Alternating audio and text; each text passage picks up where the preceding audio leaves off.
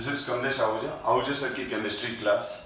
Last class में हम alkyl halide के मेथड ऑफ प्रिपरेशन डिस्कस कर रहे थे और उसमें हमने डिस्कस किया था from alkene addition of hydrogen halide HX से रिएक्शन कराया था HCl HBr HI से, और alkene to alkyl halides form किया था एडिशन रिएक्शन के थ्रू। और एल्कीन पर जो ये रिएक्शन होती है उस मैकेनिज्म का नाम है इलेक्ट्रोफिलिक एडिशन रिएक्शन। क्या था? तो हमने प्रीवियस क्लास में इलेक्ट्रोफिलिक एडिशन रिएक्शन डिस्कस किया था जो मार्कोनिकॉफ रूल का भी एक्सप्लेनेशन था। हम इस रिएक्शन को इलेक्ट्रोफिलिक एडिशन रिएक्शन इसलिए कहते हैं क्योंकि इस रिएक्शन को स्टार्ट इलेक्ट्रोफाइल ने किया था, H+ ने किया था। और इसमें हम एडिशन ऑफ एल्कीन में एक और एग्जांपल ले रहा हूं मैं, ये CH2 डबल बॉन्ड CH2 बेटा। अब इसके अंदर क्या है, जब हम इसको हम रिएक्शन कराते हैं ब्रोमीन सॉल्यूशन से। किससे करा रहे हैं? Bromine solution. तो ब्रोमीन का जो सॉल्यूशन बनाते हैं हम वो बनाते हैं CCl4 में। तो Br2 in CCl4, Br2 in CCl4 है। तो जो Br2 in CCl4 है, जो बेटा Br2 in CCl4 है, तो ये वाला जो सॉल्यूशन है बेसिकली ये रेडिश ब्राउन कलर का सॉल्यूशन होता है। This solution is reddish brown colour. तो ये रेडिश ब्राउन कलर किसकी वजह से होता है? ये रेडिश ब्राउन कलर जो होता है, ये जो रेडिश ब्राउन कलर होता है Br2 in CCl4, वो Br2 की वजह से होता है। तो अब हम जब इसका रिएक्शन होता है तो ये जो पाई बॉन्ड है ये ब्रेक होगा और 1 पाई बॉन्ड ब्रेक होकर 2 सिग्मा बॉन्ड का फॉर्मेशन होता है। तो यहाँ पर क्या होगा? विसिनल, ये CH तो यहाँ पर तो ये सिमेट्रिकल रिएजेंट है। देखो सिमेट्रिकल रिएजेंट का मतलब क्या होता है बता रहा हूँ बेटा, ठीक है? तो ये सिमेट्रिकल रिएजेंट है Br, तो ये बन गया, पहले रिएक्शन समझ लो। तो ये बन जाएगा 1,2-डाइब्रोमो इथेन, 1,2-डाइब्रोमो इथेन। और इट इज कॉल्ड, इसका जो कॉमन नेम है वो है इथाइलिन ब्रोमाइड।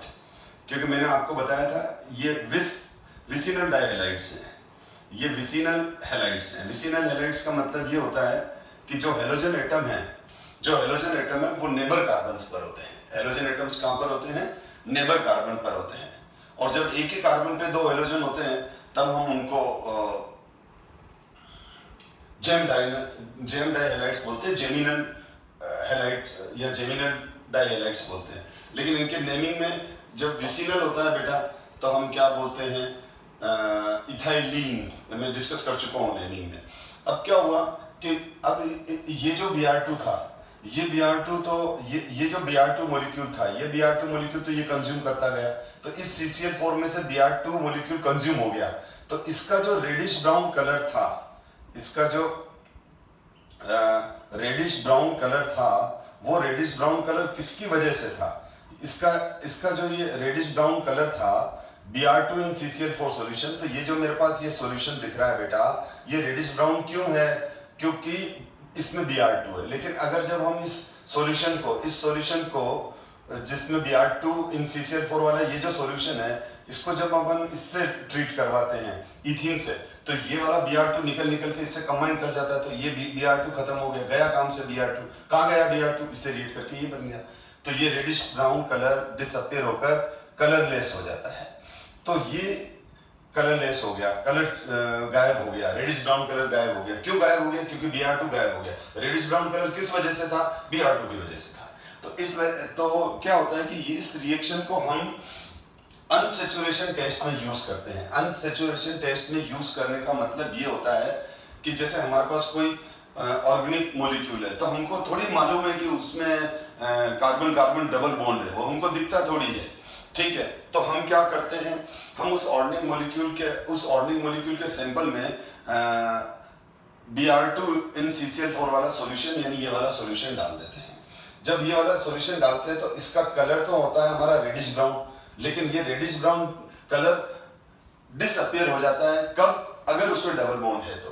या मैं दूसरे तरीके से लैंग्वेज बदल के बोलूं कि मेरे पास एक ऑर्गेनिक मॉलिक्यूल है जिसमें कार्बन डबल बॉन्ड है, ठीक है? और अब मैं अगर उसमें रेडिश ब्राउन कलर का ब्रोमीन सॉल्यूशन डालूंगा तो रेडिश ब्राउन कलर उसका डिसअपियर हो जाएगा। रीजन क्या है डिसअपियर होने का? कि वो Br2 की वजह से कलर था, वो Br2 इससे रिएक्ट करके और विसिनल हेलाइड बन गए, 1,2 डाइब्रोमोइथेन बन गया। अब Br2 रहा ही नहीं तो Br2 का जो कलर है वो भी डिसअपियर हो गया। तो अब अगर कोई भी ऑर्गेनिक कंपाउंड अगर Br2 इन सल्फर सॉल्यूशन का कलर डिकलराइज करता है, डिस्चार्ज करता है, तो हम बोलेंगे उसमें कार्बन कार्बन डबल बॉन्ड है। इवन देन ट्रिपल बॉन्ड से भी ये रिएक्ट करता है।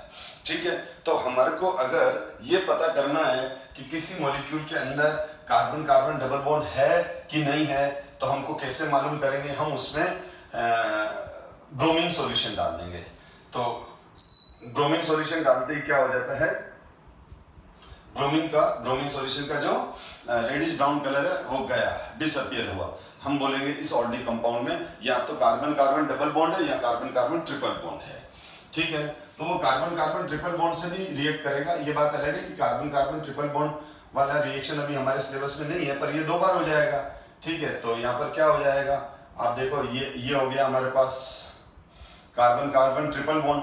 तो जैसे ये Br2 अटैक करेगा तो पहली बार ये Br और ये Br जैसे अटैक करेगा तो ये वाला बॉन्ड टूट गया, इधर से ये वाला टूट गया, ये बन गया। लेकिन अभी एक पाई बॉन्ड और है, तो ये इधर से ये पाई बॉन्ड टूटेगा और इधर से ये डबल बॉन्ड टूटेगा, तो ये बन जाएगा। तो ये क्या हो जाता है, जिसमें भी ये टेट्राब्रोमो इथेन बन गया, 1122 टेट्राब्रोमो इथेन। तो यहाँ पर ये बन जाते हैं। तो डायरेक्ट जब अपन Br2 से रिएक्शन कराते हैं तो Br2 सॉल्यूशन का कलर डिस्कलराइज करता है, तो हम क्या बोलते हैं उसमें अनसेचुरेशन है। This is the test of unsaturation. Unsaturation के 2 टेस्ट होते हैं बेटा, एक 11 में, ये भी 11 में पढ़ा था, दूसरा भी पढ़ा था 11 में, बेयर्स रिएजेंट। बेयर्स रिएजेंट क्या होता है, 1% alkaline KMnO4 solution, 1% alkaline KMnO4 solution है। तो 1% अल्कलाइन KMnO4 सॉल्यूशन को हम बेयर्स रिएजेंट कहते हैं, जो करीब करीब मेजेंटा कलर का होता है। और जब हम बेयर्स रिएजेंट को हम किसी ऑर्गेनिक मॉलिक्यूल में डालें जिसमें अनसेचुरेशन है, मतलब कार्बन कार्बन डबल बॉन्ड या ट्रिपल बॉन्ड है, तो बेयर्स रिएजेंट का जो कलर है वो बिल्कुल लाइट पिंक हो जाता है। तो अगर वो बेयर्स रिएजेंट का जो मेजेंटा डाई या वॉयलेट टाइप कलर होता है, थोड़ा डार्क कलर होता है वो कलर अगर एकदम लाइट पिंक में कन्वर्ट हो जाए तो हम तो हम इस कंक्लूजन पे पहुंचते हैं कि उसके अंदर कार्बन कार्बन डबल बॉन्ड है या ट्रिपल बॉन्ड है। तो अनसेचुरेशन के टेस्ट जो लेबोरेटरी में किए जाते हैं तो वो 2 किए जाते हैं, या तो ब्रोमीन सॉल्यूशन डालकर देखते हैं कलर चेंज हो रहा है कि नहीं हो रहा है, या फिर बेयर्स रिएजेंट डाल के देखते हैं कलर चेंज हो रहा है कि नहीं हो रहा है। तो इससे हमने क्या बनाया बेटा, ये बन गए हमारे विसिनल डाइहैलाइड्स। लेकिन इसी तरह से अगर हम एक बात और करें कि मैं इथाइन पर हाइड्रोहेलोजिनेशन कर दूं, ये इथाइन है बेटा, ट्रिपल बॉन्ड है, तो मैंने इसका रिएक्शन HCl से किया सपोज।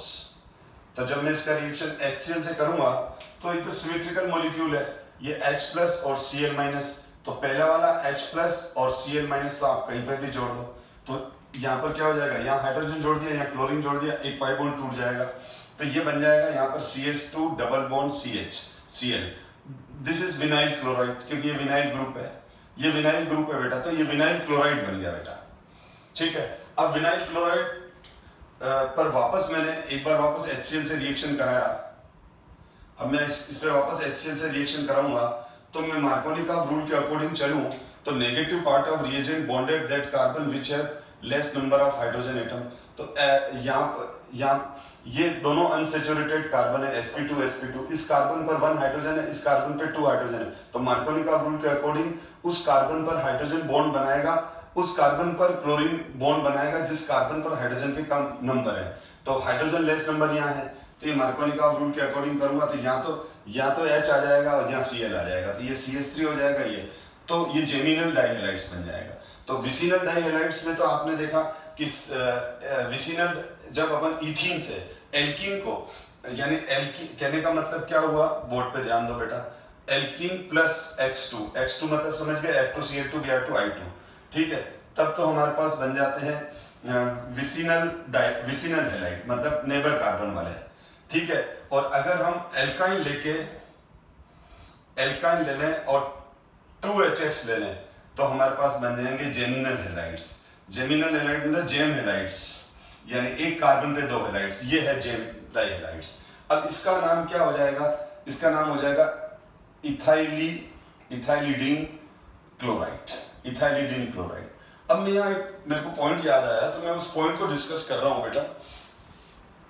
और क्योंकि देखो मैंने आपको बताया था कि ना इसको क्या बोलेंगे,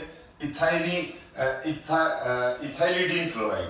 तो जेम डाइहैलाइड के लिए अपन क्या यूज करते हैं, जेम डाइहैलाइड्स के लिए DENE यूज करते हैं, और विसिनल के लिए क्या यूज करते हैं, जबकि अगर यही विसिनल डाइहैलाइड होता है तो हम LENE यूज करते हैं। लेकिन इसमें एक्सेप्शन है, एक्सेप्शन एक ही है बेटा, वो ध्यान दो। जैसे ये है, तो ये कौन सा हैलाइड है, देखा जाए तो जेम हैलाइड है, ठीक है। तो इस एक कार्बन है, तो जैसे 2 कार्बन है तो इथाइल, तो एक कार्बन है मिथाइल, तो आप इसका नाम क्या लिखोगे, आप इसका नाम लिखोगे मिथाइलिडीन क्लोराइड। आप अपने हिसाब से बेटा करेक्ट हो, लेकिन इसका नाम ये गलत है।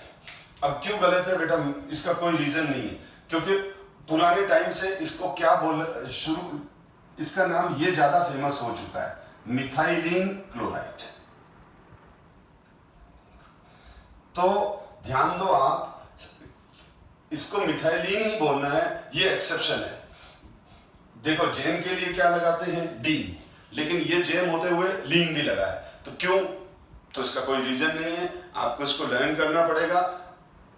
कॉम्पिटिटिव में आ जाता है इसका कॉमन नेम क्या है, तो वहां आपको मिथाइलिडीन क्लोराइड भी गिवन होगा, मिथाइलिन क्लोराइड भी गिवन होगा, तो आप मिथाइलिन क्लोराइड पर ही टिक करना, इस पे करोगे तो वो रॉन्ग होगा। क्योंकि क्या होता है, कुछ नाम पुराने टाइम से चले आ रहे हैं, ठीक है। अब वो जो पुराने टाइम से चले आ रहे हैं तो फिर वो वैसे ही सब्जेक्ट ने, सिस्टम ने, IUPAC ने, यूकेयू केमिस्ट ने उसको एक्सेप्ट कर लिया। जैसे देखो हम मुंबई बोलते हैं, हकीकत में तो मुंबई है नाम, लेकिन मुंबई बोलने वाले इंडिया के अंदर बहुत कम लोग हैं, सब क्या बोलते हैं, बम्बई, ठीक है, बॉम्बे। तो बॉम्बे ज्यादा नाम, बॉम्बे, बम्बई, ये नाम ज्यादा फेमस है मुंबई के कंपैरिजन में, ठीक है। तो जबकि उसका करेक्ट नेम मुंबई है, तो मुंबई नहीं बोलते, कहाँ जा रहे हैं, बॉम्बे जा रहे हैं, तो बॉम्बे ज्यादा फेमस हो गया नेम। तो उसी तरह से इसका नाम ये है। तो लेकिन ये बेटा सब्जेक्ट है, तो यहाँ एक ही नाम चलेगा, तो इसको मिथाइलिन क्लोराइड बोलते हैं। इसका नाम जो गलत है वो गलत ही चला आ रहा है, वो ही चला आ रहा है, तो ये ध्यान रखना बेटा। तो ये मिथाइलिन है, और इस ग्रुप, अगर ये कोई पूछे मिथाइलिन ग्रुप का फॉर्मूला लिखो, तो this is the methylene group, this is methylene group, okay. Anyway, तो ये मैंने बताया कि साथ में आपको बता दिया डाइहैलाइड्स भी कैसे बनते हैं, ठीक है, विसिनल और जेम डाइहैलाइड्स कैसे बनते हैं, ये क्लियर हो गया आपका। एक और एग्जांपल देख लेते हैं हम, CH3C ट्रिपल बॉन्ड CH। अगर मैं HCl से रिएक्शन कराऊंगा, इसकी मैं अगर HCl से रिएक्शन कराऊंगा, CH3C ट्रिपल बॉन्ड CH, और इसका मैंने HCl से रिएक्शन कराया, तो H प्लस Cl माइनस, ठीक, मार्कोनी का रूल ही चलने देते हैं, उसके according negative part of reagent bonded that carbon which have less number of hydrogen. ये अनसैचुरेटेड कार्बन है, ये भी अनसैचुरेटेड कार्बन है, इस अनसैचुरेटेड कार्बन पर 1 हाइड्रोजन है, इस अनसैचुरेटेड कार्बन पे 0 हाइड्रोजन है, तो यहाँ आएगा। तो यहाँ पर हमारा जो बन गया बेटा, वो ये बन गया CH3C डबल बॉन्ड CH2Cl। तो ये एक बार हुआ, तो ये विनाइलिक हैलाइड है बेटा, विनाइलिक हैलाइड है। कौन सा हैलाइड है, विनाइलिक हैलाइड है, क्योंकि यहां से देखो आप ग्रुप यहां जुड़ा, ठीक है, तो ये विनाइलिक हैलाइड है। क्योंकि विनाइलिक हैलाइड का डेफिनेशन क्या होता है, sp2 कार्बन, अगर sp2 एलिफेटिक कार्बन से जुड़ा हुआ है तो विनाइलिक है, दूसरा भले sp3 हो, उससे कोई मतलब नहीं, इधर sp3 है लेकिन sp2 भी तो है ना। तो ये अगर आपको कोई पूछे कि ये जो कंपाउंड है वो कौन सी कैटेगरी का है, इसको आप किस क्लास में रखोगे, बेंजिलिक में, एराइलिक में, एल्काइल में, एलाइल में, विनाइल में, तो ये विनाइलिक हैलाइड्स है, ठीक है ना। आप इसको कंफ्यूज मत करो, डबल बॉन्ड कार्बन के साथ दूसरा डबल बॉन्ड है तो वो विनाइल है, ठीक है। अब वो मैं पहले वाली क्लास में डिस्कस कर चुका हूं। अब ये HCl है, अब मैं एक बार और HCl से रिएक्शन करा रहा हूँ तो ये H प्लस Cl माइनस, तो अब इसमें वही मार्कोनिकॉफ रूल के अकॉर्डिंग Cl यहाँ आएगा क्योंकि इस कार्बन पे नंबर ऑफ हाइड्रोजन कम है, 0 है, इस पे 2 है, इस पे ज्यादा है, तो ये आ जाएगा। तो कुल मिलाकर यहाँ पर क्या हो गया, ये भी देखो क्या बन जाएगा, 2,2 डाइक्लोरोप्रोपेन जेमिनल हैलाइड बन गए। अब यहाँ पर क्या होता है, अब हम 11 से पढ़ रहे हैं एंटी मार्कोनिकॉफ रूल। क्या पढ़ रहे हैं बेटा, anti Markovnikov rule. Anti Markovnikov rule को हम खराश इफेक्ट भी बोलते हैं, एंटी मार्कोनिकॉफ रूल को पेरोक्साइड इफेक्ट भी बोलते हैं। तो एंटी मार्कोनिकॉफ रूल, खराश रूल और पेरोक्साइड इफेक्ट एक ही चीज है। एक्चुअल में जब पेरोक्साइड के प्रेजेंस में एल्कीन का एडिशन HBr से होता है, ओनली HBr। देखो पेरोक्साइड इफेक्ट और खराश इफेक्ट और एंटी मार्कोनिकॉफ इफेक्ट केवल पेरोक्साइड की प्रेजेंस में HBr के साथ होता है। HF, HCl, HI में ये रूल अप्लाई नहीं होता है। ये रूल केवल किसके लिए है, when addition of HBr in presence of, ठीक है, यानी addition of HBr in presence of peroxide, ये देता है एंटी मार्कोनिकॉफ रूल, ये देता है खराश इफेक्ट, ये देता है पेरोक्साइड इफेक्ट। वो पेरोक्साइड की वजह से यहां पर प्रोडक्ट उल्टा बन जाता है। ये मैकेनिज्म फ्री रेडिकल एडिशन है। ये मैकेनिज्म कौन सा है, फ्री रेडिकल एडिशन है। इसमें पेरोक्साइड के प्रेजेंस में होता है। अब वो पेरोक्साइड कोई भी ले लेगा, ठीक है, तो एरो पे लिखा होगा पेरोक्साइड, एरो पे लिखा होगा एल्काइल पेरोक्साइड, एरो पे लिखा होगा बेंजोइल पेरोक्साइड, बस हमको सफिक्स पेरोक्साइड देखना चाहिए। अब आप एल्काइल पेरोक्साइड क्या है, बेंजोइल पेरोक्साइड क्या है, ठीक है ना, सल्फ्यूरस पेरोक्सी सल्फ्यूरिक एसिड क्या है या सल्फ्यूरिक पेरोक्साइड क्या है, मतलब उससे हमको कोई मतलब नहीं है, हमको सफिक्स पेरोक्साइड देखना है। पर अगर सफिक्स पेरोक्साइड दिख गया या खाली पेरोक्साइड लिखा हुआ है एरो पर, या एरो पर लिखा हुआ है बेंजोइल पेरोक्साइड, मतलब पेरोक्साइड इफेक्ट है, तो ये मैकेनिज्म फ्री रेडिकल मैकेनिज्म से होता है, आयोनाइजेशन नहीं होता है, ठीक है। तो ये फ्री रेडिकल मैकेनिज्म कंसेप्ट से एक्सप्लेन होता है। अब यहाँ पर क्या होता है, उल्टा बन जाएगा। अगर मार्कोनिकॉफ रूल के अकॉर्डिंग चलो तो ये होगा, लेकिन पेरोक्साइड के प्रेजेंस में मार्कोनिकॉफ रूल नहीं चलता है। अब यहाँ पर क्या हो जाएगा, जो ब्रोमीन रेडिकल है वो यहाँ आ जाता है और H रेडिकल यहाँ आ जाता है, और क्या बन जाता है, CH3 CH2 मैकेनिज्म वापस GOC वाले चैप्टर में देख सकते हो आप, ठीक है। अब यहाँ तो अब सीधा याद रख लो, ठीक है ना, मैं कितने मैकेनिज्म डिस्कस करूंगा बेटा, चैप्टर बहुत लंबा हो जाता है फिर, ठीक है ना। तो ये 1 ब्रोमोप्रोपेन बन गया, क्या बन गया, ये 1 ब्रोमोप्रोपेन। इसी तरह से अगर मैंने ये लिया CH2 HBr पेरोक्साइड की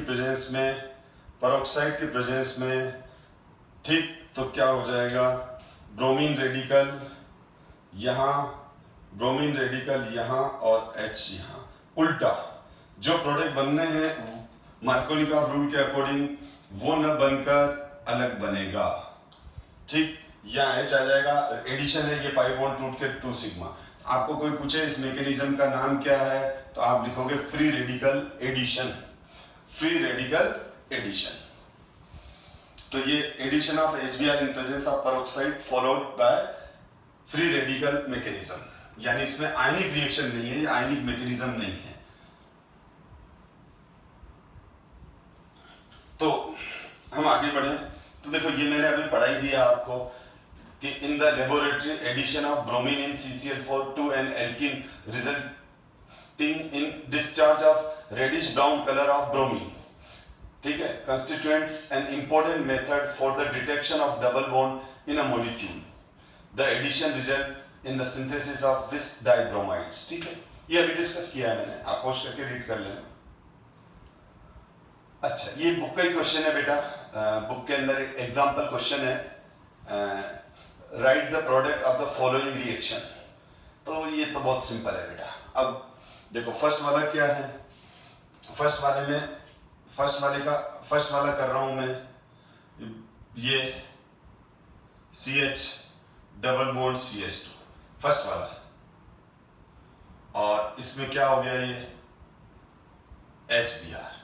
अब HBr है तो क्या है, एरो पे पर देखो, आप ध्यान से देखो, यहां पर परोक्साइड नहीं लिखा हुआ है, यहां पर परोक्साइड लिखा हुआ है, यहां पर, तो जब परोक्साइड लिखा हुआ होगा तो एंटी मार्कोनिकॉफ रूल लगेगा।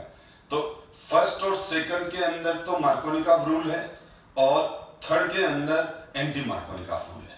इन दोनों में तो आप मार्कोनिकॉफ रूल के अकॉर्डिंग करोगे, यानी negative part of the reagent bonded to that carbon which have less number of hydrogen. अच्छा हाँ, मैं बता रहा हूँ, वो मेरे को बोल रहे हैं स्टूडेंट कि आपने सर अभी कहा ना सिमेट्रिकल रिएजेंट और अनसिमेट्रिकल रिएजेंट क्या है।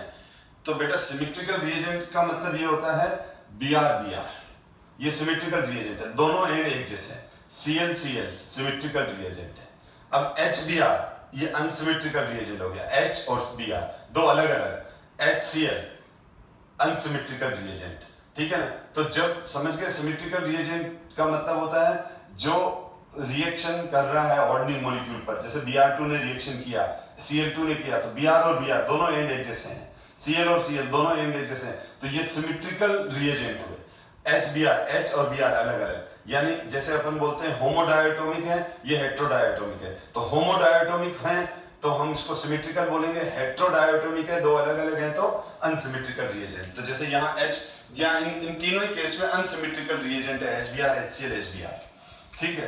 तो ध्यान दो बेटा, तो negative part of reagent bonded to यहाँ और ये, तो अब इस केस में जो प्रोडक्ट बनेगा वो ये वाला बन जाएगा,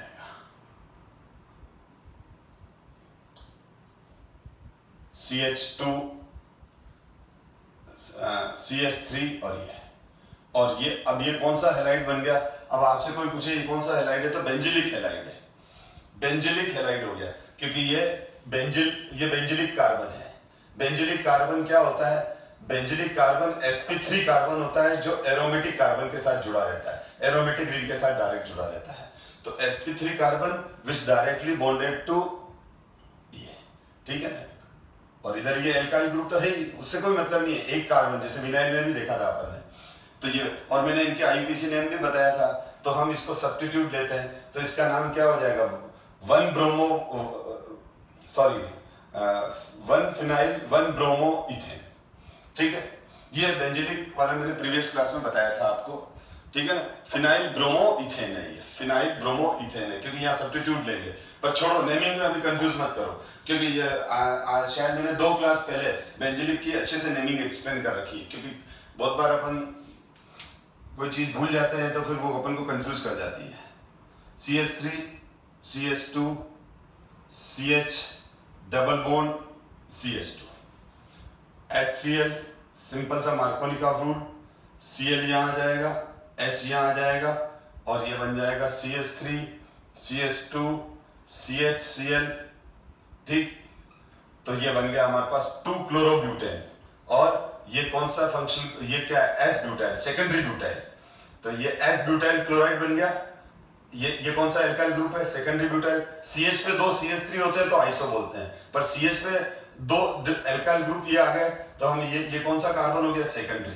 तो सेकेंडरी कार्बन पर 2 डिग्री कार्बन पर सेकेंडरी कार्बन पर वैलेंसी फ्री है, इसलिए ये सेकेंडरी ब्यूटाइल क्लोराइड हो गया, ठीक है।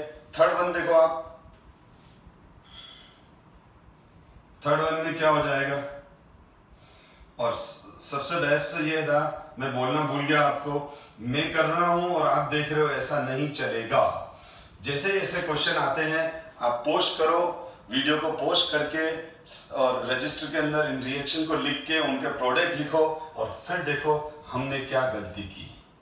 नहीं की तो बहुत अच्छी बात है तो उससे सीखने को मिलेगा। HBr, तो अब यहाँ पर जो HBr है तो यहाँ मार्कोनिकॉफ रूल लगेगा, फ्री रेडिकल मैकेनिज्म चलेगा, और यहाँ पर ये क्या बन जाएगा, ये रिंग थोड़ी स्पेस कम है तो छोटा कर दिया रिंग को। यूं नहीं कि सर ये रिंग कैसे छोटी हो गई रिएक्शन से, ठीक है। तो ये CH2 और CH2Br, ठीक है। तो ये बन जाता है बेटा, तो ये इन तीनों के प्रोडक्ट हैं। आगे बढ़ते हैं। Exchange reaction. Halogen exchange reaction में दो रिएक्शन है, फ्रैंकेनस्टाइन रिएक्शन और स्वॉट रिएक्शन। तो हेलोजन एक्सचेंज, तो इसमें क्या होता है कि ये रिएक्शन देखो बेटा, फ्रैंकेनस्टाइन रिएक्शन क्या होती है, तो alkyl iodide are oftenly prepared by the reaction of alkyl chloride और एल्काइल ब्रोमाइड्स। तो मेरे पास ये एल्काइल क्लोराइड है और जब मैं इसको सोडियम आयोडाइड से रिएक्ट करवाता हूं तो न्यूक्लियोफिलिक सब्स्टिट्यूशन रिएक्शन होता है और ये NaCl। मैं बता रहा हूं, एक बार देख लो बेटा। तो यहां पर क्या हुआ, Ri बन जाएगा एल्काइल आयोडाइड और NaCl, और यहां जो सॉल्वेंट लेते हैं हम वो लेते हैं एसीटोन।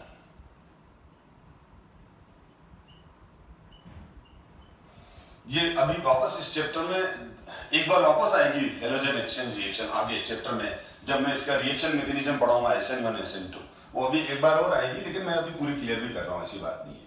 और अगर मैं एल्काइल ब्रोमाइड ले लूं और NaI ले लूं तो भी ये वाला प्रोडक्ट बनता है। सॉल्वेंट एसीटोन है। सॉल्वेंट क्या लेते हैं, देखो किसी भी रिएक्शन में तीन चीजें होती है, RCl reactant, NaI reagent, solvent. तो सॉल्वेंट, जैसे मैं ऑफलाइन क्लास की बात करूं तो कितनी चीजें चाहिए, दो चीजें चाहिए, स्टूडेंट, टीचर, क्लासरूम। क्लासरूम एक मीडियम है, एक स्पेस है जहां पर हम बैठ के पढ़ सकते हैं। इसी तरह से सॉल्वेंट मीडियम है। तो रिएक्शन में ये रिएक्टेंट, ये रिएजेंट, सॉल्वेंट। तो रिएक्टेंट और रिएजेंट को हम सॉल्वेंट में डिसॉल्व करते हैं। तो ये RCl, NaI, Ri, NaCl, RBr, NaI, Ri। तो यहां पर क्या होता है, बेसिकली ये एक तरह से जो भी नेगेटिव आयन होते हैं हम उसको क्या बोलते हैं, न्यूक्लियोफाइल। तो यहाँ आयोडाइड न्यूक्लियोफाइल है, यहाँ आयोडाइड क्या है, न्यूक्लियोफाइल है। तो जैसे यहाँ पर मान लो ब्रोमीन एटम है, ठीक है, ब्रोमीन एटम है, तो ये I एटम जब इस पे अटैक करता है, ठीक है, तो आयोडीन ने इस पे अटैक किया और ये ब्रोमीन का बॉन्ड, तो आयोडाइड जुड़ता जाएगा, ब्रोमीन निकलता जाएगा, आयोडाइड जुड़ता जाएगा, ब्रोमीन निकलता जाएगा। अगर Cl है तो Cl निकलता जाएगा, ठीक है। तो ये क्या हुआ, एक न्यूक्लियोफाइल की जगह दूसरा न्यूक्लियोफाइल आ गया। यहां ब्रोमाइड आयन लिविंग ग्रुप हो गया, निकलने वाला ग्रुप हो गया, लिविंग ग्रुप। तो इससे एल्काइल आयोडाइड बनते हैं। तो अब कुछ क्वेश्चंस आ जाते हैं यहां पर कि हम ये रिएक्शन बेसिकली अच्छा, अब आप बताओगे सर आयोडाइड ही क्यों? तो पहला रीजन मैं बता दूं कि आयोडाइड स्ट्रॉन्ग न्यूक्लियोफाइल है। देखो फ्लोराइड, क्लोराइड, ब्रोमाइड और आयोडाइड, ये चारों न्यूक्लियोफाइल है। न्यूक्लियोफाइल का मतलब क्या होता है, नेगेटिव चार्ज। न्यूक्लियोफाइल कौन होते हैं, न्यूक्लियोफाइल वो होते हैं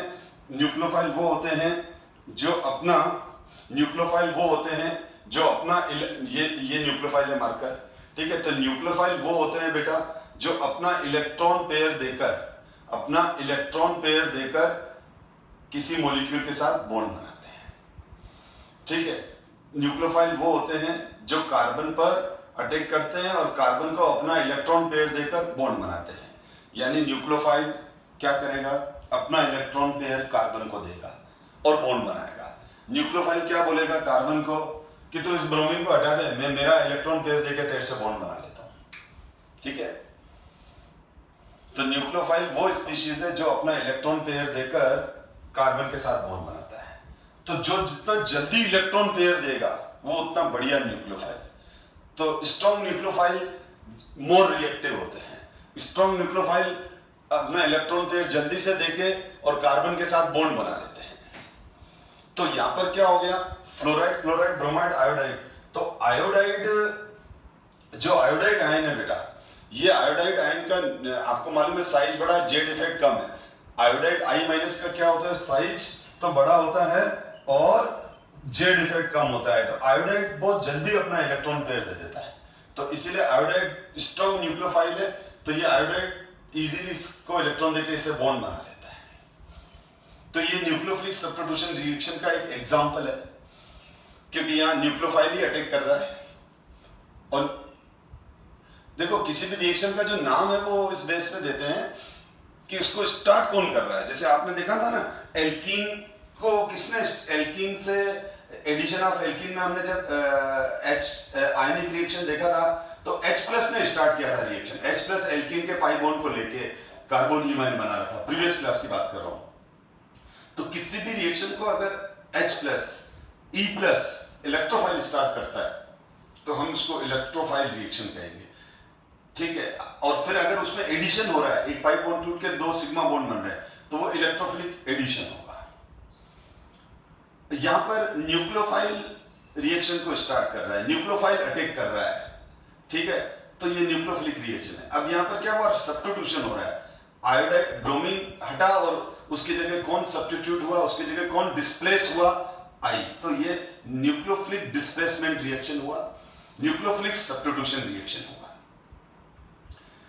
अब क्वेश्चन आपका हो सकता है कि सर यहां हम केवल क्लोराइड और ब्रोमाइड ही लेते हैं, फ्लोराइड क्यों नहीं लेंगे? बेसिकली हम आयोडाइड बनाते हैं इससे, फ्रैंकेनस्टाइन रिएक्शन से तो हम आयोडाइड बनाते हैं, ठीक है। तो आयोडाइड की तो चलो बात ही खत्म हो गई। तो सर आपने फ्लोराइड क्यों नहीं लिया, एल्काइल फ्लोराइड क्यों नहीं लिया? हाँ बेटा नहीं ले सकते। रीजन ये है कि जो RF बॉन्ड होता है वो बहुत ज्यादा स्ट्रॉन्ग होता है, इसकी बॉन्ड डिसोसिएशन एनर्जी बहुत ज्यादा होती है। ले लो बोले पर नो रिएक्शन। रीजन क्या लिखोगे, मैं वैसे अभी आगे बता भी रहा हूं और पी ब्लॉक में भी पढ़ा रखा है कि फ्लोरीन जब किसी भी एलिमेंट के साथ बॉन्ड बनाता है तो बहुत स्ट्रॉन्ग बॉन्ड बनाता है, फिर वो तो ये बॉन्ड डिसोसिएशन एनर्जी हाई है। तो इनऑर्गेनिक में जब क्वेश्चन आ जाए तो सीधा लिखोगे due to high bond dissociation energy. तो ये इसको अटैक करता है तो ये डिस्प्लेस नहीं हो पाता है, क्योंकि ये जो बॉन्ड है ये स्ट्रॉन्ग बॉन्ड है, मजबूत बॉन्ड है, बॉन्ड डिसोसिएशन एनर्जी ज्यादा है इसकी। तो इस वजह से एल्काइल फ्लोराइड हम फ्रैंकेनस्टाइन रिएक्शन में नहीं बना पाते हैं। अब अनदर क्वेश्चन ये भी आता है कि हम एसीटोन ही क्यों लेते हैं? तो रीजन ये है कि एल्काइल आयोडाइड तो एसीटोन में डिसॉल्व हो जाते हैं। एल्काइल आयोडाइड तो क्या होते हैं, एल्काइल आयोडाइड और NaCl NaBr, ध्यान दो। तो यहां पर बहुत अच्छी बात यह है कि ये तो क्या होते हैं, डिसॉल्व इन एसीटोन, और ये क्या है, इनसॉल्युबल इन एसीटोन। तो हमको बहुत बढ़िया फायदा हो गया। क्या फायदा हो गया? आयोडाइड वाले डिसॉल्व होते हैं, यानी Na भी डिसॉल्व होता है। मैं क्लियर कर दूं,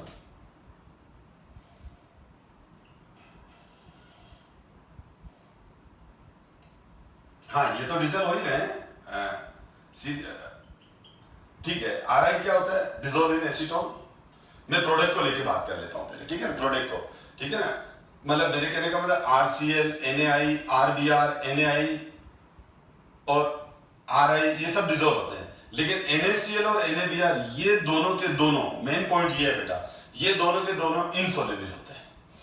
तो होगा क्या, जब ये रिएक्शन होगा तो जैसे Ri बना तो Ri तो डिसॉल्व हो जाएगा एसीटोन के अंदर, बनता जाएगा और डिसॉल्व होता जाएगा, बनता जाएगा और डिसॉल्व होता जाएगा। लेकिन NaCl बनेगा और प्रेसिपिटेट हो जाएगा, निकाल लो, छान लो, फिल्टर कर लो, ठीक है। दिख रहा है तो चम्मच डाल के निकाल लो उसको। जैसे कोई भी सॉलिड चीज हम किसी भी लिक्विड से निकाल लेते हैं, पानी में पत्थर पड़ा है तो पत्थर को हाथ से उठा के निकाल सकते हैं ना, ठीक है। उसी तरह से NaCl और NaBr वाटर से सेपरेट हो चुके हैं, सॉरी एसीटोन से सेपरेट हो चुके हैं, रिएक्शन से सेपरेट हो चुके हैं। तो मेरे कहने का मतलब ये है, छोड़ो ये सब बातें, सीधा क्वेश्चन क्या है, मेन वो है कि बुक के अंदर ये क्वेश्चन है कि फ्रैंकेनस्टाइन रिएक्शन में हम एसीटोन सॉल्वेंट क्यों यूज करते हैं। तो उसका वन लाइन आंसर ये है कि NaCl और NaBr इनसॉल्युबल हैं, तो ये प्रेसिपिटेट हो जाते हैं, जिसको सेपरेट कर लेते हैं। तो हमारे पास जो रिजल्टेंट फाइनल प्रोडक्ट होता है एसीटोन के अंदर जो मिलता है वो प्योर आयोडाइड होता है। तो एल्काइल आयोडाइड प्योर मिलते हैं, नंबर 1। और नंबर 2, अगर किसी रिएक्शन से लगातार प्रोडक्ट निकलते जाएंगे तो फॉरवर्ड रिएक्शन फास्ट हो जाती है। ये हम ली चैपलियर प्रिंसिपल 11 केमिकल इक्विलिब्रियम वाला कंसेप्ट, तो हम है ना इसका रीजन ये लिखते हैं कि वाई ये क्वेश्चन अगर आपको एग्जाम में आ जाता है तो आंसर क्या लिखना है, सुन लो वापस कि why acetone solvent taken in Frankenstein reaction. तो reason is NaCl and NaBr are insoluble in acetone, therefore they precipitate out. So rate of forward reaction is increased, reaction shifted to forward direction, bracket में लिख देना according to Lee-Chatterley principle, according to Lee-Chatterley principle,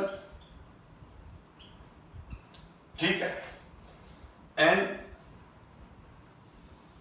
pure alkyl iodide is obtained, क्योंकि purity भी important रहती है।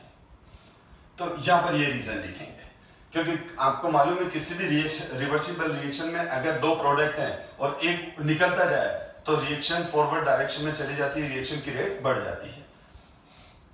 जैसे मैंने आपको बताया था, ध्यान है कि एल्कोहल है, इसका रिएक्शन हमने HI से कराया, ठीक है, नहीं ये जिसमें बाय प्रोडक्ट HI बनता है, ये वाला रिएक्शन CH3, एक मिनट ये बताया था ना जिसमें बाय प्रोडक्ट ये, हाँ चलो ये वाला I2 में ये वाला रिएक्शन याद आ गया मेरे को, मैं भूल रहा था थोड़ा सा, ये वाला ये अभी बताया था मैंने।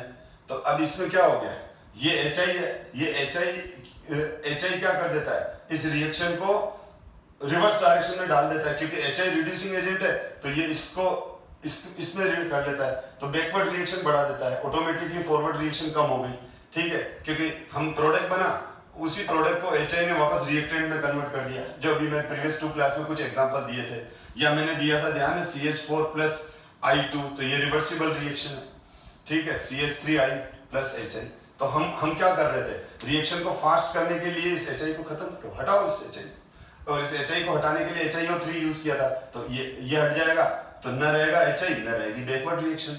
तो उसी तरह से यहाँ पर NaCl और NaBr गायब हो गए, तो बदला नहीं लेंगे, मतलब समझ में आया। देखो ये Na है, ठीक है, अब ये एसीटोन में कर रहे हैं, Ri बन गया, NaCl बन गया, और मान लो NaCl भी इसमें डिसॉल्व होता, तो ये क्लोराइड आयन गुस्सा खाता, ये क्लोराइड आयन बोलता है कि यार ये क्या है, ये भी तो न्यूक्लियोफाइल है, तो ये क्लोराइड आयन फिर इस पे अटैक करता है कि ये तो मेरी जगह थी, तू कैसे बैठ गया। लेकिन अगर ये प्रेसिपिटेट हो गया तो ये एक्शन कर ही नहीं पाएगा, तो इसीलिए फॉरवर्ड रिएक्शन बढ़ती जाएगी, मेरे कहने का मतलब ये है। तो ये फ्रैंकेनस्टाइन रिएक्शन थी बेटा। अब हम और आगे बढ़ते हैं। अब ध्यान दो, अब आपने क्या देखा कि हमने फ्रैंकेनस्टाइन रिएक्शन से एल्काइल क्लोराइड से एल्काइल आयोडाइड बनाया, और एल्काइल ब्रोमाइड से एल्काइल आयोडाइड बनाया। लेकिन एल्काइल फ्लोराइड कैसे बनाया? तो देखो, मैंने शुरू से कहा है कि देखो, आप अगर पूरा ध्यान से देखो, जो मेरा मेथड ऑफ प्रिपरेशन वाली क्लासेस आपने ध्यान से देखी हो, तो एल्काइल क्लोराइड और एल्काइल ब्रोमाइड बनाने के लिए तो बहुत सारे मेथड हैं, लेकिन एल्काइल फ्लोराइड और एल्काइल आयोडाइड लिमिटेड मेथड से ही बनते हैं। तो एल्काइल आयोडाइड बनाने का एक मेथड तो मैंने आपको बताया था एरोमेटिक के अंदर, वो सेंडमेयर रिएक्शन जब मैंने बताया था तो उसके अंदर डिस्कस किया था बेंजीन डायज़ोनियम से। और दूसरा एल्काइल, वो तो था एरोमेटिक, एराइल आयोडाइड। तो एराइल आयोडाइड को कैसे बनाओगे आप? एराइल आयोडाइड को बनाओगे एनिलीन NaNa2+HCl डायजोटिनेशन, याद आ गया। तो हमने क्या किया था बेटा, एल्काइल आयोडाइड कैसे बनाए थे? एल्काइल आयोडाइड बनाए थे, एनिलीन को हमने क्या किया था, पहले किस में कन्वर्ट किया था, बेंजीन डायज़ोनियम क्लोराइड में, और फिर हमने इसको KI से रिएक्ट करवाया था, क्योंकि ये बेस्ट मेथड था, क्योंकि इसमें HI बाय प्रोडक्ट नहीं बन रहा है, तो रिएक्शन पीछे नहीं की सकती है। तो एल्काइल आयोडाइड को बनाने का मेथड ये था। एराइल आयोडाइड, सॉरी बेटा, एराइल आयोडाइड, मैं गलत बोल गया नाम, एराइल आयोडाइड। तो एराइल आयोडाइड को कैसे बनाओगे आप? एराइल आयोडाइड को बनाने का तरीका क्या है? सबसे एक ही तरीका है कि एनिलीन लो, बेंजीन डायazonium क्लोराइड बनाओ, बेंजीन डायazonium क्लोराइड की KI से रिएक्शन कराओ, ठीक है।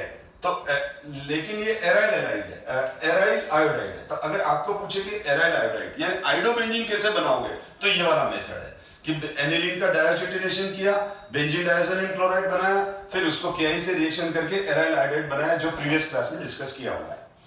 लेकिन अगर आपसे एग्जाम में पूछा जाए कि है ना what is best method of preparation of alkyl iodide, तो फ्रिंकनस्टेन रिएक्शन, हेलोजन एक्सचेंज रिएक्शन, इसमें एल्काइल क्लोराइड और एल्काइल ब्रोमाइड, पहले हम क्या कर लेते हैं, एल्काइल क्लोराइड और एल्काइल ब्रोमाइड बना लेते हैं जो कि इजीली बन जाता है। अब हम क्या करते हैं, उसको NaI से एसीटोन में ट्रीट करके एल्काइल क्लोराइड को एल्काइल आयोडाइड में कन्वर्ट करते हैं या एल्काइल ब्रोमाइड को एल्काइल आयोडाइड में कन्वर्ट करते हैं। तो बात समझो, फ्रिंकनस्टाइन रिएक्शन का एप्लीकेशन क्या है, ये हर रिएक्शन के पीछे कोई ना कोई एप्लीकेशन होता है बेटा। तो फ्रिंकनस्टाइन रिएक्शन का क्या एप्लीकेशन है, फ्रिंकनस्टाइन रिएक्शन किसके लिए यूजफुल है, to prepare alkyl iodide, to prepare alkyl iodide. बेटा ये सब छोटे क्वेश्चन ही तो आपको प्रॉब्लम करते हैं। मैं किसी बच्चे को बोलता हूँ लिख ले फ्रिंकनस्टाइन, एग्जाम में आता है राइट द फ्रिंकनस्टाइन रिएक्शन, वो बेटा मेरा क्या करता है, बेटी मेरी क्या करती है, RCl NaI एरो पे एसीटोन लगाया और Ri प्लस NaCl। मैं बोलता हूँ बेटा एसीटोन क्यों लिया, कुछ लॉजिक बता। सर बस ले लिया होगा, मेरे को क्या मालूम। नहीं, एसीटोन इसीलिए लिया कि NaCl डिसॉल्व नहीं हो रहा, प्रेसिपिटेट हो गया, फॉरवर्ड रिएक्शन बढ़ गई। अच्छा, फ्रिंकनस्टाइन रिएक्शन की जरूरत क्यों पड़ी, फ्रिंकनस्टाइन रिएक्शन की जरूरत क्यों पड़ी, एल्काइल आयोडाइड बनाने के लिए। किसके लिए, क्योंकि जो हमारे दूसरे मेथड है उनसे एल्काइल आयोडाइड की अच्छी यील्ड नहीं बन रही है, क्योंकि उनमें बाय प्रोडक्ट HI बन जाता है, वो उसको रिवर्स कर देता है रिएक्शन। अब आप बोलते हो रिवर्सिबिलिटी रोकने के लिए फिर HiO3 डालो तो कॉस्टली बढ़ जाता है, ये बहुत सस्ता मेथड है, कॉस्ट में तो देखनी पड़ती है। इसी तरह से फ्लोराइड भी नहीं बना पा रहे थे हम, फ्लोराइड की हाईली फ्लोरीन बहुत ज्यादा रिएक्टिव है, तो एल्काइल फ्लोराइड और एल्काइल आयोडाइड को कुछ अलग तरीके से बनाना पड़ता है, ठीक है। तो यहां तो मैंने आपको पिछली क्लास में बताया था कि हम एनिलीन का डायज़ोटिनेशन करके और फिर HF प्लस BF3 से रिएक्शन कराते हैं, फ्लोरोबेंजीन बनाते हैं। बेंजीन डायज़ोनियम क्लोराइड का HF प्लस BF3 की प्रेजेंस में हीट कराते हैं तो फ्लोरोबेंजीन बनता है, जिसको हम बाल्ज-शीमान रिएक्शन कहते हैं।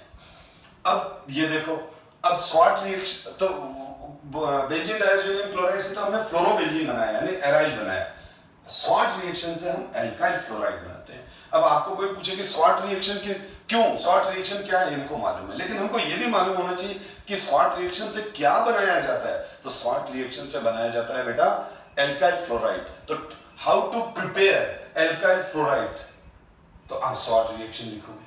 How to prepare alkyl bromide, तो फ्रिंकनस्टाइन रिएक्शन लिखोगे, ठीक है। तो जब मैंने क्वेश्चन पूछा कि how to prepare what is best method of preparation of alkyl iodide, तो Finkelstein। what is best method of preparation of alkyl fluoride, तो Swart method। तो इन चीजों को ध्यान दो बेटा, चीजें ये हैं, न कि आप इनको सीधा रीड करते हुए जा रहे हो, इनकी एप्लीकेशंस भी समझो।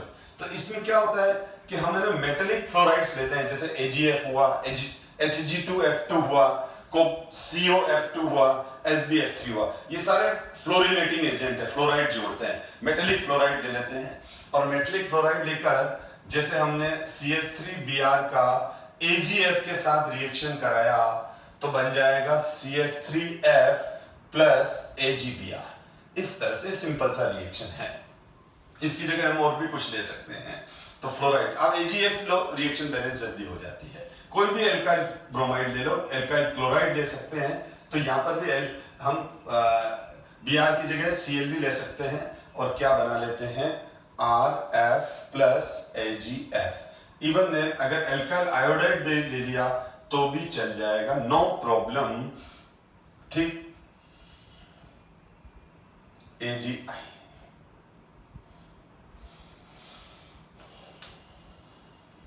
ठीक है।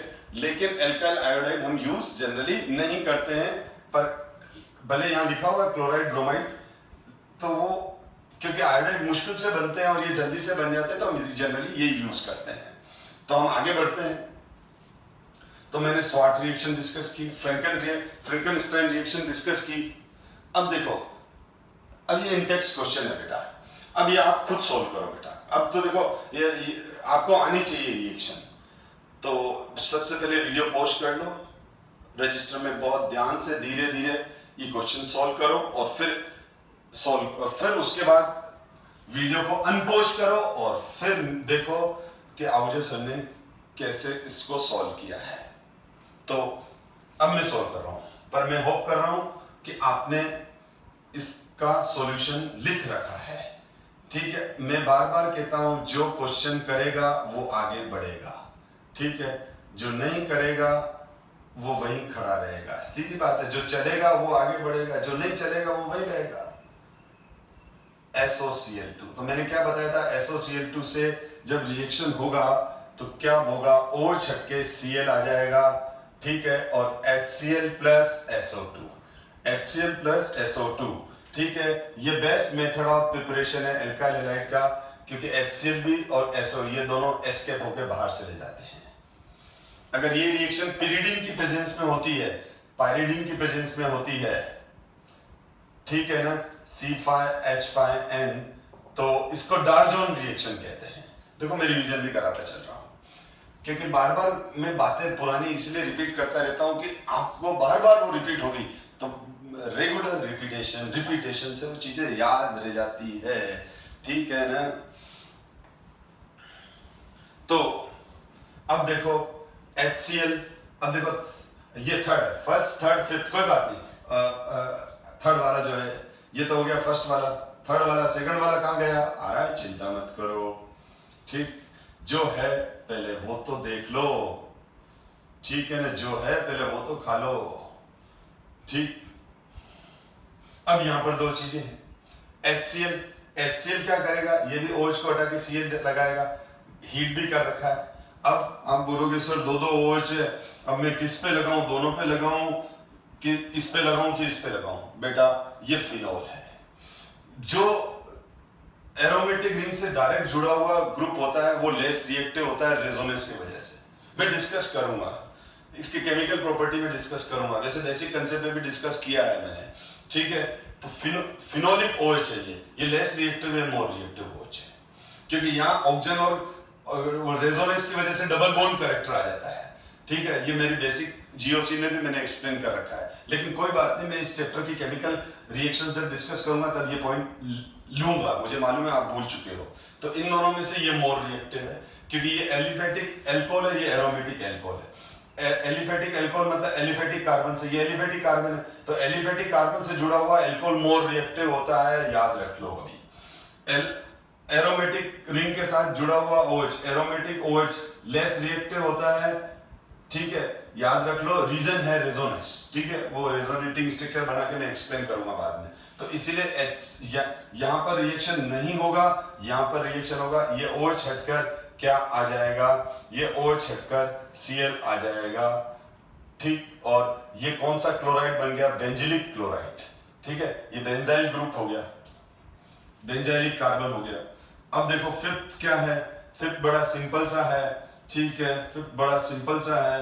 क्वेश्चन में थोड़ा सा एसीटोन एरो पे लिखना भूल गया है बुक वाला, कोई बात नहीं, भूल, हम उससे ज्यादा भूल जाते हैं बेटा चीजें, ठीक है ना, तो हम बुक के ऊपर कमेंट नहीं करेंगे, ठीक है ना, क्योंकि उससे ज्यादा गलतियां तो हम करते हैं, ठीक है। तो ये ध्यान दो बेटा, ये Na+I- अटैक करेगा, दिस इज क्लियर। तो ये फ्रैंकनस्टाइन रिएक्शन हो गया, एसीटोन की प्रेजेंस में एल्काइल आयोडाइड बनाने के लिए काम आता है फ्रैंकनस्टाइन रिएक्शन। और आगे बढ़ते हैं, देखो अब आपका जो वेट था कि सर सेकंड कहाँ गया, फोर्थ कहाँ गया, सिक्स कहाँ गया, ये रहा, ठीक है। तो इसको भी अब चलो वीडियो पोस्ट कर दो, करो, फिर अनपोस्ट करके अपना आंसर चेक करो। चलो अब अपना आंसर चेक करो बेटा कि आपने कहां मिस्टेक की। ये nitrobenzene CH2 CH3 Br2 plus heat light भी ले रखी है, कोई बात नहीं, यूवी लाइट ले रखी है, यूवी। अगर यहाँ देखो इसका मतलब हमारे को, देखो इस क्वेश्चन से एक नई चीज समझ में आ गई। यहां अगर यहां पर ध्यान दो, अगर यहां पर, चलो पहले ये रिएक्शन करते हैं, फिर नई चीज क्या समझ में आई वो बताता हूं। पहले तो बताओ ब्रोमीन ये कौन सा रिएक्शन है? मैंने क्या कहा, Br2 हीट है, तो Br2 हीट है, FeCl3 या FeBr3 नहीं है, यानी इलेक्ट्रोफिलिक सब्स्टिट्यूशन रिएक्शन नहीं होगा, फ्री रेडिकल एडिशन होगा, सॉरी फ्री रेडिकल सब्स्टिट्यूशन होगा। ठीक है, मैंने देखो छोटी छोटी चीजें हैं ऑर्डिंग में जो अगर एक बार आपको आती है तो कहीं प्रॉब्लम नहीं आएगी, नहीं आएगी। अगर Br2 है और हीट की जगह क्या दे रखा होता, हीट की जगह FeBr3 दे रखा होता, तो ये इलेक्ट्रोफिलिक सब्स्टिट्यूशन रिएक्शन हो जाता और ये Br प्लस बनता और FeBr4 माइनस बनता। हम डिस्कस कर चुके हैं, लेकिन ऐसा नहीं है तो हम क्यों करें ऐसा? जब ऐसा है नहीं तो हम ऐसा क्यों करें? हीट करते हैं। तो मैंने क्या कहा था, फ्री रेडिकल मैकेनिज्म में दो ही कंडीशन है, या तो वो गैस, एक तो वो गैसियस फेस में होती है, नॉन पोलर में। दो कंडीशन क्या है? पहली कंडीशन है गैसियस फेस, या तो वो गैसियस फेस में होती है या नॉन पोलर सॉल्वेंट में होती है, पहली बात हुई। दूसरा, एनर्जी कैसे देते हैं? डायरेक्ट हीट करके या लाइट से, रेडिएशन से, जैसे यहाँ यूवी रेडिएशन लिखा हुआ है। क्लियर हो गया यूवी देखकर, क्लियर हो गया हीट देखकर कि फ्री रेडिकल मैकेनिज्म है, क्योंकि दूसरा कैटलिस्ट नहीं है। अब क्वेश्चन ये आ गया कि अब इसमें क्या होगा, RH हटेगा, H हटेगा और Br आएगा, H हटेगा और Br आएगा। अब आप बोलोगे ठीक है सर कौन सा हाइड्रोजन, इतने सारे हाइड्रोजन है, मेरा तो दिमाग खराब हो रहा है कि कौन सा हाइड्रोजन हटाऊं। तो नहीं होना चाहिए। क्यों नहीं होना चाहिए? इस अगर हो रहा है तो आप ढंग से नहीं पढ़ाई कर रहे हो। मैंने बताया था ये कौन से हाइड्रोजन हैं, ये सब एराइलिक हाइड्रोजन है, ये लीस्ट रिएक्टिव है, ये पार्टिसिपेट नहीं करेंगे। ये कौन सा है, एल्काइल वाला, ये कौन सा है, बेंजिलिक H एटम, ये है बेंजिलिक, ये है बेंजिलिक। तो सबसे मोर रिएक्टिव कौन होगा, बेंजिलिक होगा। तो सबसे पहले कौन रिएक्शन में एंटर करेगा, जो बेंजिलिक होगा। ठीक है, तो यहां पर ये NO2 as it is, CH Br, यहां पर कौन सा हाइड्रोजन सबसे ज्यादा रिएक्टिव है, तो ये कंपाउंड बनेगा।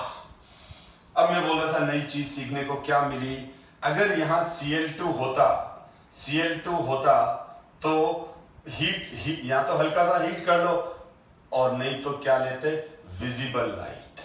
मतलब विजिबल लाइट का मतलब सनलाइट, सूर्य प्रकाश। ठीक है,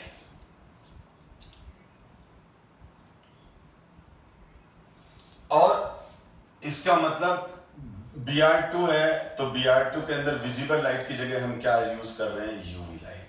तो सनलाइट, विजिबल लाइट की प्रेजेंस में Cl2 रिएक्ट कर रही है, तो अगर हम हीट ना करके यूवी ले लें तो, क्योंकि F2 मोर रिएक्टिव है, Cl2 लेस, और Br2 और ज्यादा कम रिएक्टिव है, सबसे लीस्ट रिएक्टिव तो I2 है। तो Br2 को रिएक्ट कराने के लिए हीट देनी है, यानी ज्यादा एनर्जी देनी है, तो हीट दे दी। और अगर यूवी है तो यूवी की एनर्जी ज्यादा होती है सनलाइट से, तो इस वजह से। अब आ जाओ नेक्स्ट, ये सब बुक के क्वेश्चन हैं, बुक के अंदर हैं, मैं बुक से बाहर कुछ नहीं पढ़ा रहा हूं, खाली बुक के ही कंसेप्ट को डिटेल में एक्सप्लेन कर रहा हूं। और बुक के कंसेप्ट जो डिटेल में पढ़ ले, ठीक है, उसको बोर्ड में 99 और 100 मार्क्स लाने से कोई नहीं रोक सकता। बोर्ड में तो 100 नंबर लाने से कोई नहीं रोक सकता, अगर आपने NCERT बुक को ढंग से डिटेल में पढ़ लिया। और 98% से 99% जेई मेंस में और नीट में ला सकते हो। परसेंट बोल रहा हूं, परसेंटाइल नहीं, परसेंट। 100 में से 100 में से 99 और 98 मार्क्स ले आओगे अगर आप ढंग से पढ़ोगे तो। जेई मेन नीट कोई टफ नहीं है, टफ तो आप लोगों ने जबरदस्ती बना रखा है। ठीक है, अब देखो बेटा, अब यहां पर HI से रिएक्शन है, तो HI तो कौन सा रिएक्शन करेगा, H+ आयनिक मैकेनिज्म है, ये एल्कीन का रिएक्शन है, आयनिक मैकेनिज्म है, एल्कीन का रिएक्शन है, ठीक है। तो ये जब एल्कीन का रिएक्शन है, आयनिक मैकेनिज्म है, तो सिंपल सा कंसेप्ट मार्कोनिकॉफ रूल लग जाएगा। इलेक्ट्रोफिलिक एडिशन रिएक्शन होगा, और इलेक्ट्रोफिलिक एडिशन रिएक्शन जब होगा तब मार्कोनिकॉफ रूल लगेगा। और मार्कोनिकॉफ रूल क्या है? Negative part of reagent bonded to that carbon which have less number of hydrogen atom unsaturated carbon. इनसे तो मतलब ही नहीं है, डबल बॉन्ड यहाँ है। तो यहाँ पर क्या बन गया? लो बच्चों, आंसर आ गया। देखो आपके भी आंसर सही चल रहे होंगे, नहीं तो कहाँ गलती कर रहे हो, क्या समझ में प्रॉब्लम आ रही है, वो सीखने को मिल रहा है, ठीक है। अगर करेक्ट किया तो कॉन्फिडेंस बिल्डअप हो गया, रॉन्ग किया तो गलती करके सीखते हैं और फिर अगली बार सही करते हैं। 6 वाला देखो, 6 वाला क्या है? Heat UV light Br2। तो अब मुझे बताओ बेटा, बताओ आंसर अब आपको आता है, ये मैकेनिज्म कौन सा होगा? ये मैकेनिज्म कौन सा होगा? बताओ, जल्दी बताओ। यस माय डियर स्टूडेंट्स, ये है फ्री रेडिकल सब्स्टिट्यूशन हाइड्रोकार्बन का। क्यों? Br2 है, हीट और यूवी लाइट है, ठीक। अब क्वेश्चन ये है कि यहाँ ये वाला रिएक्शन ये है RH plus Br2 RBr plus HBr। फिर क्वेश्चन वही, सर कौन सा हाइड्रोजन हटेगा? नहीं, ऐसा क्वेश्चन मुझे अब नहीं चाहिए, आपसे आंसर चाहिए। क्वेश्चन हो चुके बेटा, अब आप क्वेश्चन करोगे तो देख लो बेटा। तो मुझे बता दो इसमें विनाइलिक H कितने हैं? पहले तो H के टाइप कितने हैं? मैं बोल रहा हूं 3 टाइप के H हैं। कितने टाइप के H हैं? 3 टाइप के H है, 3। एक ये वाला दिख रहा है, ये वाला, ये दोनों एक जैसे हैं, दिख गए ये दोनों एक जैसे। फिर ये देखो, ये वाला और ये वाला, ये दोनों एक जैसे हैं, ये वाला और ये वाला। तो ये वाला H कौन सा है? ये है एलाइलिक H। ये वाला H कौन सा है? Allylic H। ये वाला कौन सा H? विनाइलिक। तो ये दोनों विनाइलिक H है, ये दोनों विनाइलिक H है। डबल बॉन्ड कार्बन से जुड़े हुए हाइड्रोजन है, और ये नॉन एरोमेटिक है, मतलब एलिफेटिक है। नॉन एरोमेटिक नहीं बोलूंगा, एलिफेटिक है ये दोनों। और ये sp3 कार्बन है और sp2 एलिफेटिक कार्बन से जुड़ा हुआ है। तो इसमें ये दोनों तो हो गए विनाइलिक कार्बन, ये दोनों तो हो गए हमारे विनाइलिक, ठीक। ये दोनों हो गए हमारे विनाइलिक, समझ में आ रहा? ये दोनों हो गए हमारे एलाइलिक। तो कौन से ज्यादा रिएक्टिव हैं? और ये सिंपल एल्काइल वाले हैं, सिंपल है, ठीक है। तो मोर रिएक्टिव कौन से हाइड्रोजन है? ये दोनों। अब ये वाला यहां से एक हाइड्रोजन हटाओ, चाहे यहां से एक हाइड्रोजन हटाओ, बात एक ही है। तो रिएक्शन कहां होगी? ये रिएक्टिव है, एलाइलिक मोर रिएक्टिव होता है, तो यहां पर ये होगा, डबल बॉन्ड नहीं टूटेगा और ये बनेगा, ये प्लस आ जाएगा HBr, प्लस आ जाएगा HBr। आई बात समझ में? कुछ बच्चे, हाँ कुछ बच्चों ने क्या मिस्टेक की होगी? ये मिस्टेक की होगी, सर मैंने तो ऐसा कर लिया, मैंने तो क्या किया, आपने ही तो बताया Br को जोड़ दो, ठीक है, मैंने तो ये कर लिया, मैंने तो ये कर लिया। तो ऊपर वाला सब्स्टिट्यूशन है, नीचे वाला एडिशन है। ये कब होगा? हाँ ये होता, अब यहां हीट या फिर यूवी लिखा हुआ है, इस वजह से ये होगा। लेकिन अगर यहां CCl4 लिखा होता, यूवी और हीट नहीं लिखा होता, तो इसका प्रोडक्ट ये होता। क्योंकि देखो ये छोटी छोटी चीजें ही तो, जो रटता है वो नहीं बढ़ता है आगे, वो फिर लिमिटेड मार्क्स ला पाता है, कॉम्पिटिटिव में सेलेक्ट नहीं होता है। कंपैरिजन देखो मैं कितना कर रहा हूं। अब इस पे BR2 में देखो ये क्वेश्चन बहुत अच्छे हैं बेटा, दिमाग लगाना है इनमें।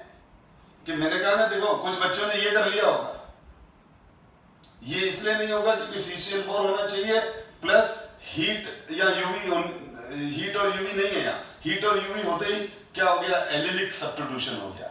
तो देखो ये ऊपर वाला मैकेनिज्म है फ्री रेडिकल सब्स्टिट्यूशन, नीचे वाला है एडिशन रिएक्शन, जो मैंने अभी इसी क्लास में डिस्कस भी किया था।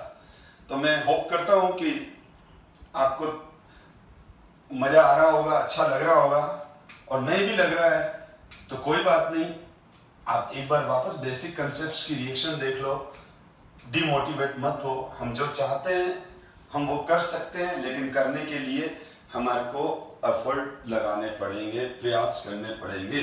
Thank you so much. Next class में आगे बढ़ते हैं।